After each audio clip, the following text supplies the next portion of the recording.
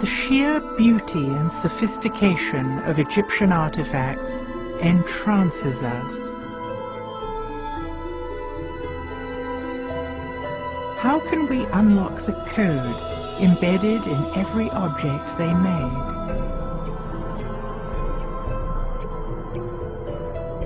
How does the symbolism in Egyptian art illuminate their cultural values?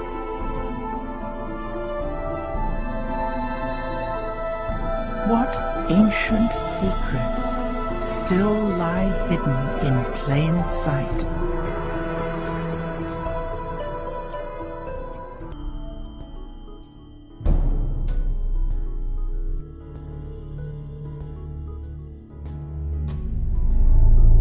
Our understanding of ancient Egyptian culture is limited. Looking at the artifacts left behind by the ancients, it is obvious that they had different values, customs, and beliefs from ours today. History books are filled with stories of war, invasion of territories, and patriarchal ways of being and thinking. Yet it seems that ancient Egypt enjoyed long periods of peace and prosperity, and a profound connection with nature and spirit. Is there a way to understand the shift? So what we refer to as history that began some 6,000 years ago is really the advent of a different style of social organization that's typified by hierarchies of dominance, warring deities, warring mythologies, and control systems.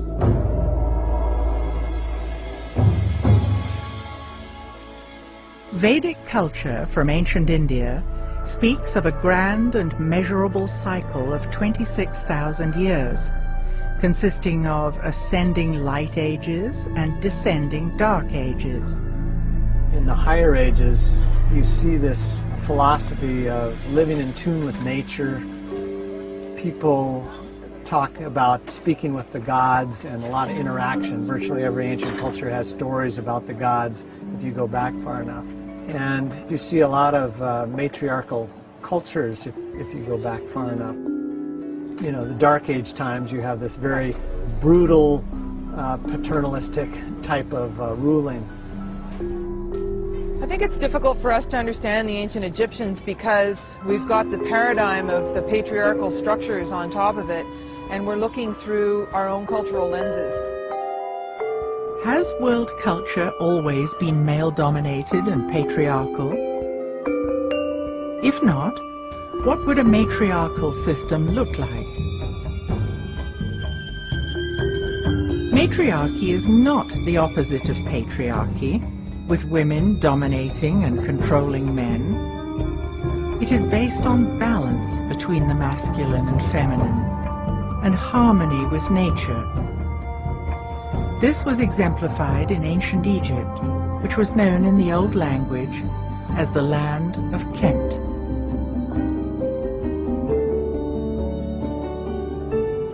Hakim Awiyan received teachings about the Comitian people in the distant past. The ancient life system in Egypt here. The Comitian tradition being passed down through the mother. Mother is the teacher. Not the father like patriarchy system, this is matriarchy. She is the goddess. She is everything in the house. Based on the countless artifacts that show the high status of the feminine, it seems that women had the same status as men, if not a higher status. In the museum, you have statues. You notice that the woman put the arm around the man's shoulder. And that shows, are they equal? No. Woman was the upper head in the family. When she put her arm around the man's shoulder, she's saying, this is mine. You also see that the sculpture in the old days put the feminine wig on a man's head when he promoted more to a woman than a man. Men's wigs were layered in different lengths, like steps. Women's wigs were parted in the middle, smooth, and all one length. When a man wore a woman's wig, it was an indication that he had high status. Only men with wisdom who wear the women wig. So these are the scribes and the physicians and the rest of them. All you can do is go back into the Old Kingdom, and what you find is, is obviously a fair amount of equality. The goddesses are revered as reverently as the gods, and there's even the instance, for example, of Hathor, the exception in that she's the only deity that has a temple column all to herself. So the Great Mother, the great feminine principle, occupies a very important part in the whole Egyptian symbology, the whole Egyptian doctrine. There's absolutely no doubt about that. Women could own property at as much rights as the men. They could divorce as easily as the men. Of all the known sophisticated civilizations that we have access to, probably women were better off in Egypt than they were anywhere else. Perhaps we are looking at ancient Egypt from a patriarchal viewpoint. We should let the symbolism in the artifacts tell their own story. The frescoes we see lining temple walls in Egypt and on stone slabs in museums around the world each tell their own story. We see the same images repeated again and again in Egyptian art. By learning to decode these symbols, we can look back in time, peeling back the layers of patriarchy that cloud our understanding of ancient history. Then we can begin to decipher the messages that the ancients left us. You have to accept that we're dealing with a period that occurred at least 5,000 years ago. And the little we know of it comes from archaic texts that were written in a very occult and esoteric manner. They weren't meant for you and me. The secrets of the ancient Egyptians were not for the commoners. They were meant for a very, very small group of elites who had to be initiated over many, many years to appreciate what these texts said. They were for the high-level initiates, which were people who were trained, and they would go through different initiations, tests, that would help them be wise, that would help them confront their fears, that would balance them in the body, mind, and emotions. Initiates were students who were given rudimentary instruction on the mystery traditions of Mayan and Egyptian cosmic cycles. As they approached higher levels of consciousness, they came to respect different aspects of themselves that were represented in the feminine and the masculine. But they went further and called it sacred feminine and sacred masculine, which meant the purest form that was actually connected to the two hemispheres of the brain. Feminine consciousness corresponds to the right hemisphere of the brain and the left side of the body. In contrast, masculine consciousness corresponds to the left side of the brain and the right side of the body. Patriarchal consciousness focuses on history, linear time, dogma, rationality, waking reality, and science. Matriarchal consciousness focuses on eternity, cycles of time, ritual, magic, altered states, and art. If we examine the art, we can see the characters almost always have one foot slightly forward. In some instances, they take a big step forward. In each scene, the goddess has her left foot slightly. The pharaoh, however, takes a large step with his right foot. This shows that he is grounded in the masculine. Similarly, we often see images with two left hands. It has been suggested that this is just a stylistic convention, but we should not impose our ideas on Egyptian art. Left hands suggest giving, while right hands suggest taking. In our culture, we've practically erased the feminine. in favor of the masculine. Reading, writing, and arithmetic. Art, music isn't as important. And our society is completely unbalanced because of it. The ancients knew that you could not achieve high states of consciousness without these being in balance. And so they revered the pure qualities of either.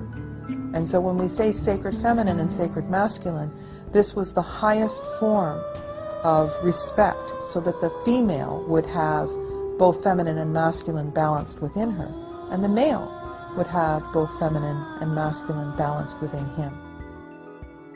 Balance between the sacred feminine and the sacred masculine runs deep in Egyptian symbolism.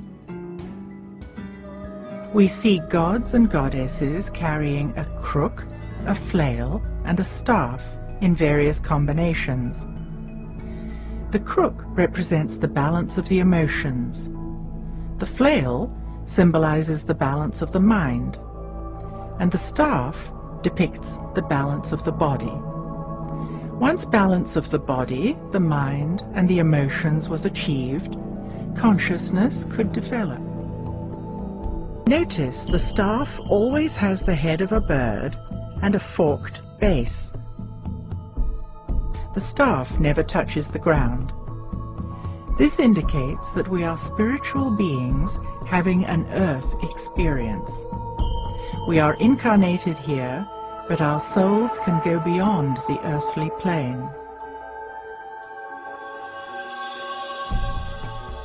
Egyptian temples were places where spiritual work was done.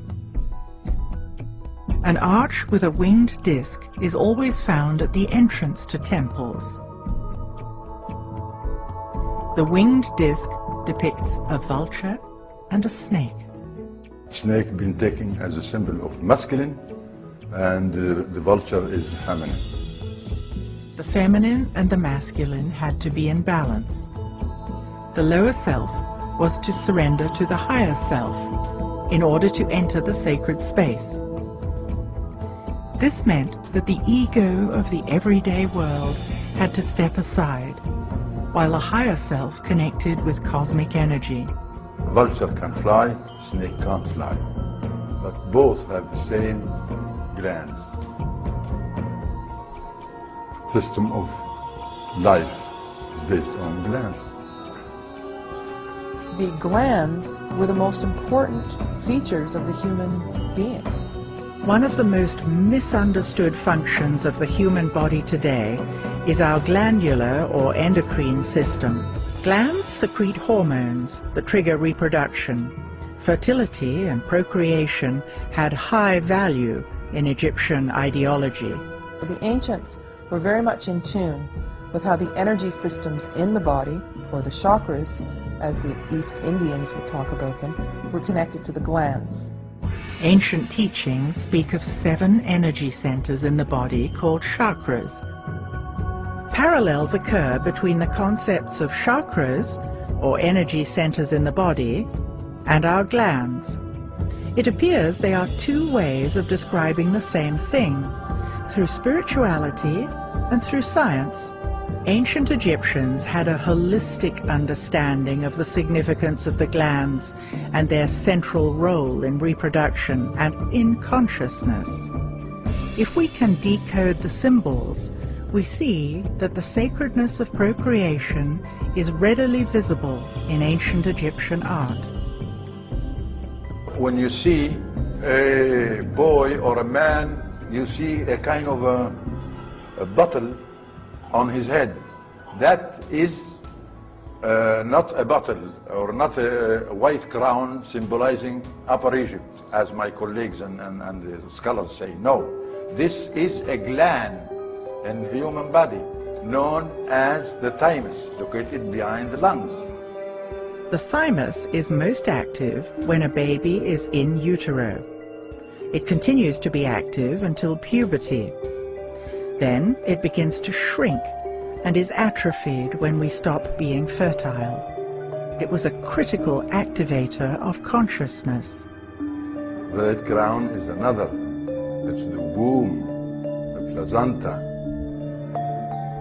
The thymus and the womb are connected. for the cycle of life. When you see the double crown, the red crown is the womb and the placenta. The white crown is the thymus, who has its influence on the womb. That's the symbol of one of the glands. In the early 1900s, alchemist Schwoller de Lubitz presented a work called The Temple of Man. It demonstrated that the architects of the Luxor temple used sacred geometry, which reflected the exact proportions of the human body. As in all Egyptian temples, the most sacred space was located at the back of the temple, the Holy of Holies, which corresponded to the pineal gland. When activated, the pineal gland is said to stimulate the evolution of higher states of consciousness. If the temples were metaphors of the human body, the pineal gland corresponded with the Holy of Holies. At the entrance to the most sacred part of the temple stand tall pillars representing the masculine and the feminine, papyrus and the blue lotus.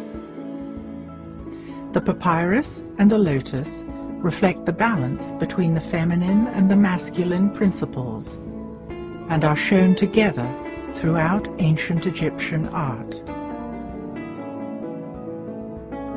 The blue lotus is a symbol of life, and this plant, blossom, flower, it grows in the water like water lilies. It's where the ancient Commissions believe that life starts in water and in that lotus form. We have seen there are always multiple layers of meaning embedded in ancient Egyptian symbols. Is there another reason why the blue lotus was so important in Egyptian ceremonies?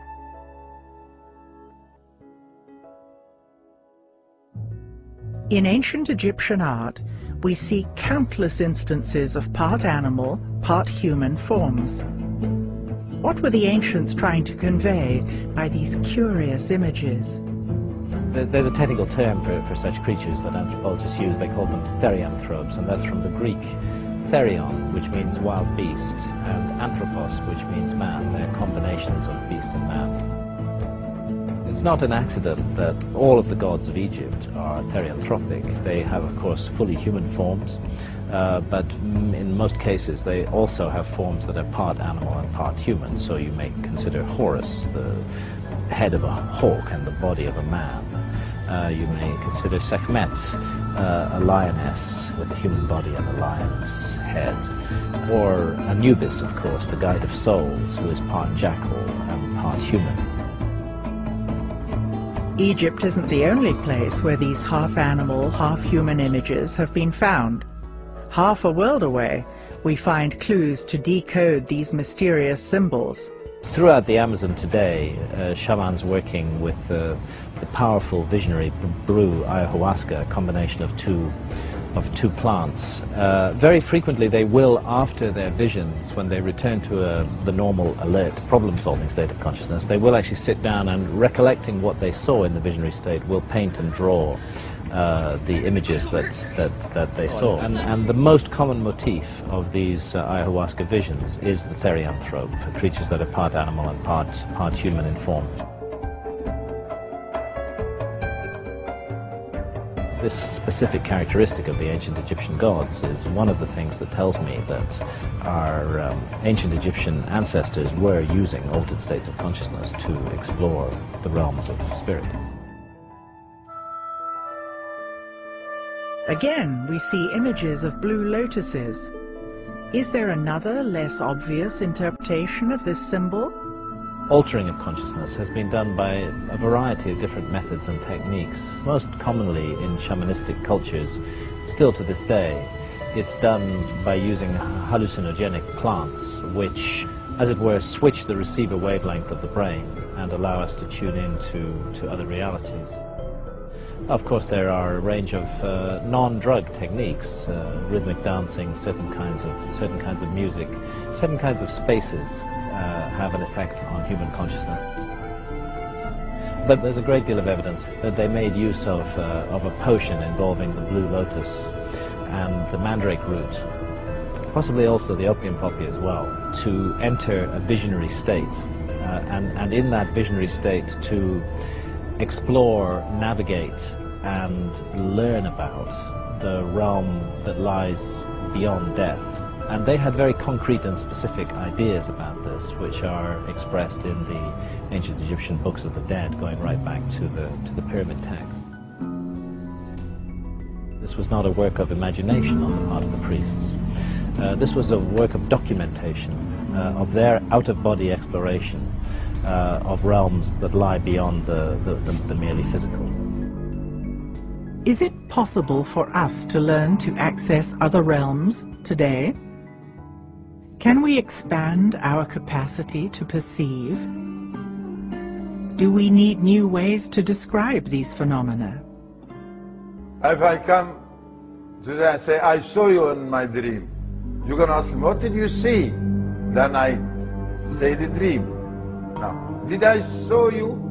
The verb see is not there, because I did see you in my dream, but not with my eyes, because I was asleep. So how did that happen?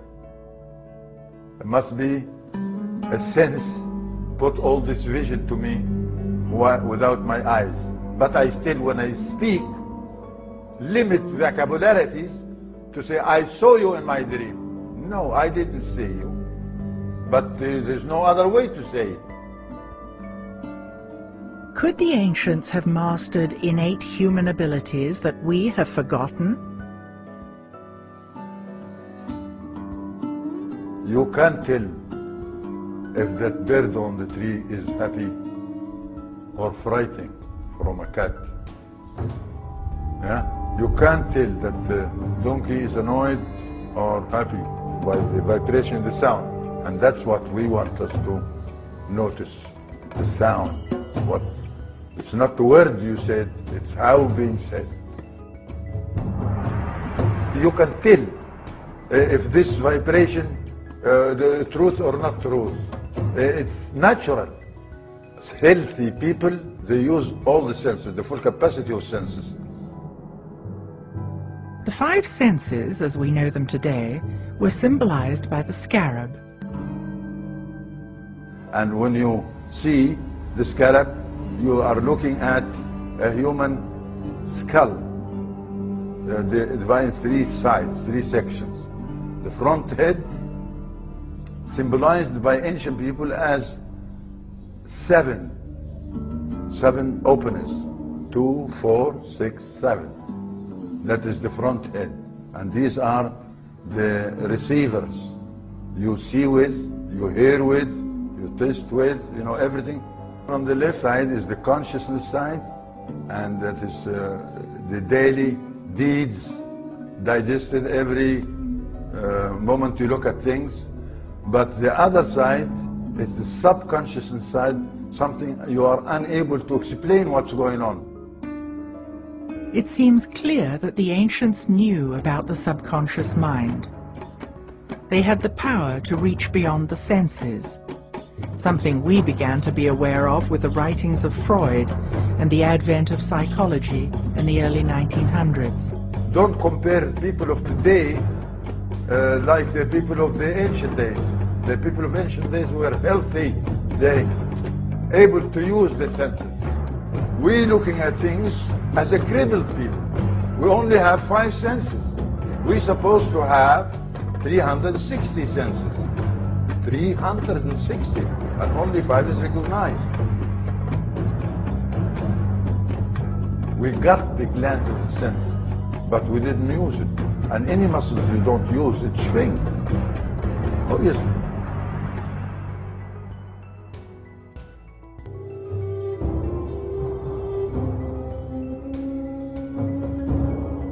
How can we begin to imagine that the ancients had the capacity of 360 senses?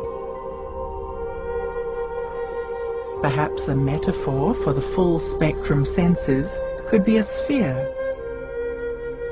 Is it possible for us to move beyond our 5 senses today? Our 5 familiar senses have been evolved by evolution to connect us to the physical and material realm. But we have, I like to think of it as a secret doorway inside our own minds, which can be opened in altered states of consciousness, through which we may project our consciousness into other realms and dimensions, and those then become accessible to us. Could it be that the ancient Egyptians were accessing supernatural realms through heightened perceptions that came from full-spectrum senses?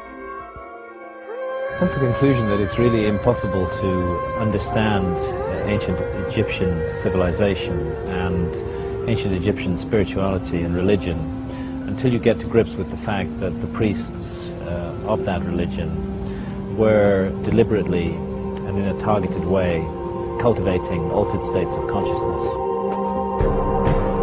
in order to access the supernatural realm. They know what shamans all over the world still know today, that in the alert, problem-solving state of consciousness that is particularly valued by Western industrial society, you are not going to have supernatural or spiritual experiences of any kind. It doesn't mean that the supernatural and the spirit realms are not there, because they are. They're all around us all the time. But our senses cannot tune into them.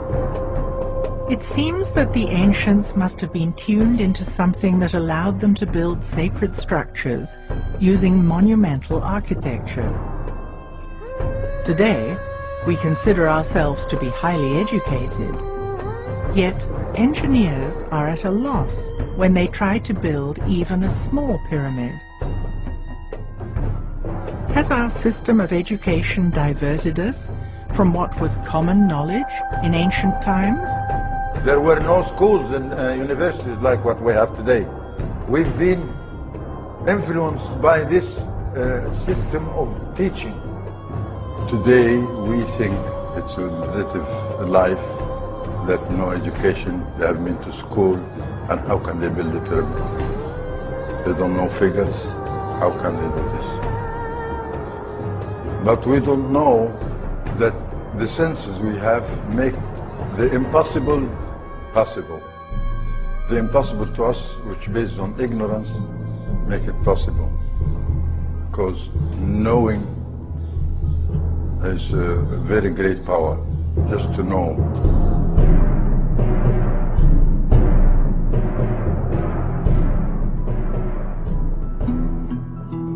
The most important ceremony for teaching the populace how to live well was the weighing of the heart. It reveals what the ancients believed happened in the moments after death. Initially, in the ceremony of the weighing of the hearts, the deceased would meet Anubis, who would say, "You're dead. Let's have your heart. We're going to weigh it against the feather of truth." If your heart was heavy, because you had done something immoral, you weren't allowed to go to the other side. So the populace learned that they had to be light of heart in order to live well. As ancient Egypt slipped into patriarchal ways of being and thinking, the old spiritual ideology became codified, and organized religion became dominated by the Amun priesthood. The Amun priesthood had a lot of power, and they were in a position to have people pay for their salvation. It used to be that your heart was weighed against a feather of truth, but in later pictures of the ceremony of the weighing of the heart, you'll see Horus holding onto the scale, and you could pay the priesthood for Shakti dolls, and the more of them you had, the more likelihood you could buy the lightness of heart instead of being. Well, this is a fundamental change in terms of how to live well, and I think that we still are living in that way. History is written by its victors, and as the patriarchy took hold, much effort was put into suppressing Egypt's matriarchal past. There's a few pharaohs who were erased from the king's list. Hatshepsut was one, Akhenaten was one, and Tutankhamun was another. The legacy of the controversial pharaoh, Akhenaten, was almost lost forever with the complete destruction of the city he and Nefertiti had founded at Amarna.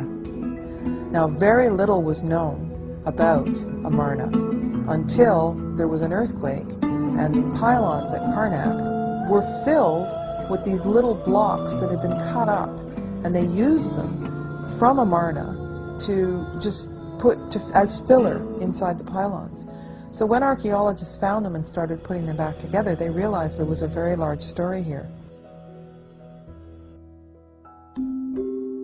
For the ancients, life on Earth mirrored the motion of the stars in the sky. What the ancients did is they would have the capital be at Heliopolis in the north for 2,160 years, and then they would have the capital be at Thebes, which is now Karnak, for that length of time. When Akhenaten came into power in the new kingdom of the 18th dynasty, it was right at the time when things were supposed to shift. During this time, the patriarchy gained momentum, with the Amun priesthood steadily becoming more powerful. Akhenaten happened to have been born at one of these points of return, or beginning. He believed that he was subjugated, like all pharaohs, to a cosmic law, the law of Math. What happens up there, they believed, was controlling matters on earth. And things happened up there that dictated to Akhenaten that he had to move his base and had to reinstall the original religion. When it came time for Nefertiti and Akhenaten to change the capital, they knew that the Amun priesthood was in power and that they would really fight them on this. If he had moved to Heliopolis, there would have been civil war. If he had stayed in Karnak, he would have not performed what he had to perform to follow the law, the cosmic law. Finally, he settles for a midpoint. So instead of moving the capital back north, they decided to take a point exactly in the middle between the two, and this was Amarna.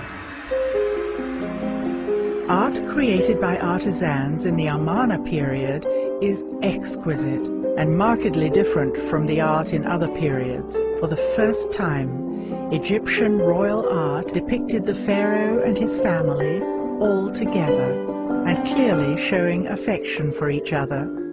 They built this wonderful place, and they had gorgeous palaces, and people were creative. It was peaceful, there were flowers and nature, and people lived a leisurely life. But what it was a return to true spirituality. He ruled with his co-regent, Nefertiti. The feminine was honored. In this transition, Akhenaten and Nefertiti rejected the established religion of the corrupt Amun priesthood. They had a profound respect for solar energy, known as the Aten. And so returning to this was a big threat to the Amun priesthood. And so they plotted to take Amarna down. They eventually brought him down, and they destroyed his city, and they reinstalled the ancient gods, and with all their iconography. They simply destroyed everything, every trace of them. If they didn't find the ruins of Akhenaten's temples used as fill, rubble fill in the walls of Karnak, there'd be almost no sign of Akhenaten. Amarna was a peaceful society with great creativity and beauty. Yet scholars in traditional Egyptology continue to portray Pharaoh Akhenaten as a deformed, renegade, heretical leader. But seen as a heretical king is quite the opposite. The heretics were the priests. He was not heretical. He, in fact, was somebody who was determined to adhere to the divine law. And he went to the cross for it. After the fall of Akhenaten, Tutankhaten, a boy of only 9 years old, became pharaoh. Now, because we found Tutankhamun's tomb intact, we know a lot about him and the life that he lived. Now, he was raised at Amarna, Now, some people say that Akhenaten was his father. We don't have DNA tests. We haven't found the mummy of Akhenaten. We don't know that for sure. But it's interesting that he started out as Tutankhaten, because at Amarna they worshipped the Aten. But after he took the throne, they opened the temples again. They moved away from Amarna. It seems that as soon as the Amun priesthood found out that he actually was of the Aten, he changed his name to Tutankhamun, that suddenly he disappeared.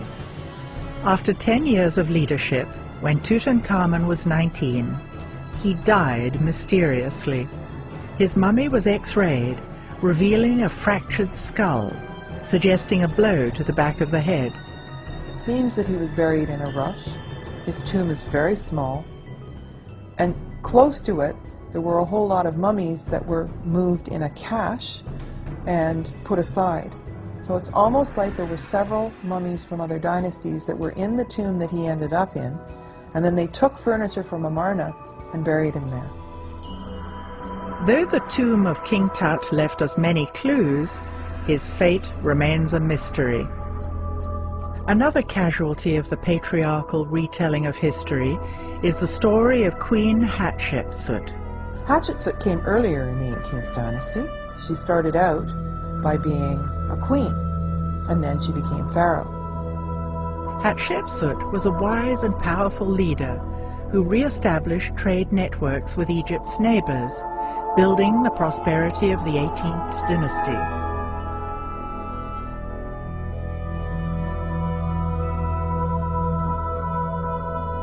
She was certainly ruling for a long time at a period of tremendous peace and prosperity.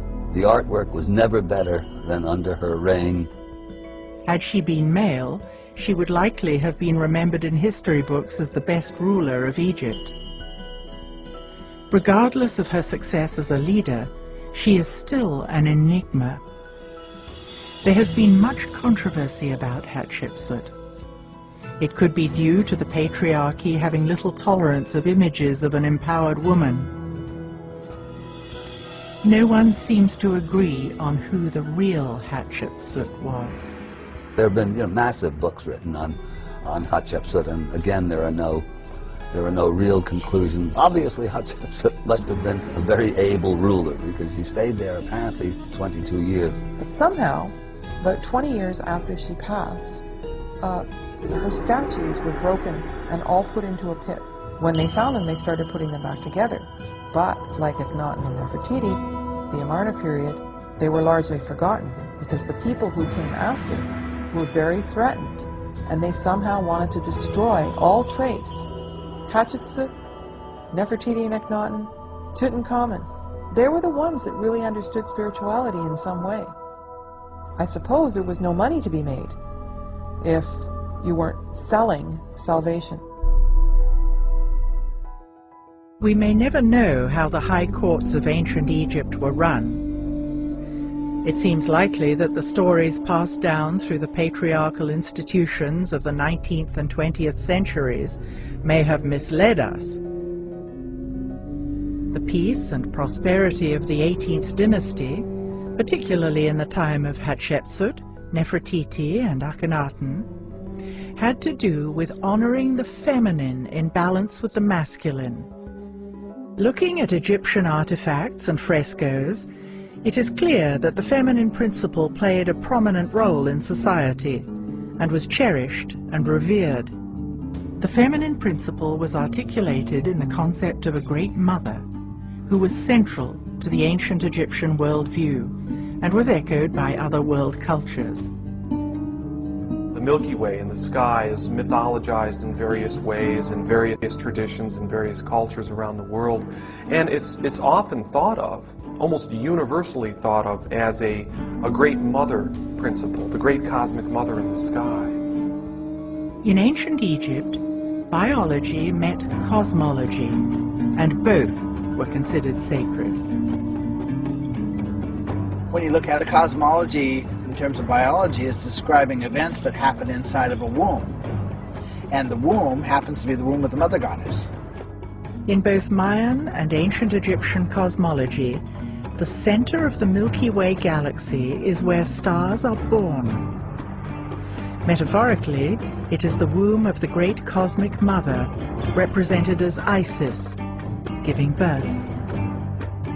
We keep looking at how the ancient Egyptians thought, and everything fed biology and procreation. How we got here, how we came into existence, biology, and then how we left, and how our soul continues to live.